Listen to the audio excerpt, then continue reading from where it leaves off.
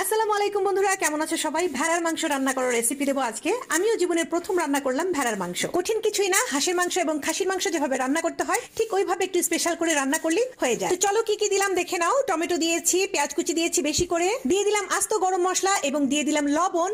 এরপর আমি দিচ্ছি আদা রসুন পেস্ট এবং তারপরে আমি দিব এখানে টক দই। টক দই কিন্তু দিতেই হবে, যেহেতু এটা ভেড়ার মাংস, এর এক্সট্রা স্মেল যাওয়ার জন্য আমি এখানে টক দই দিয়েছি। এখন দিয়ে দিব একটু বেশি করে ঘি, তেলও আমি দিব, তেলও দিয়ে দিলাম, ঘি এবং তেল দুটোই দিয়ে দিলাম।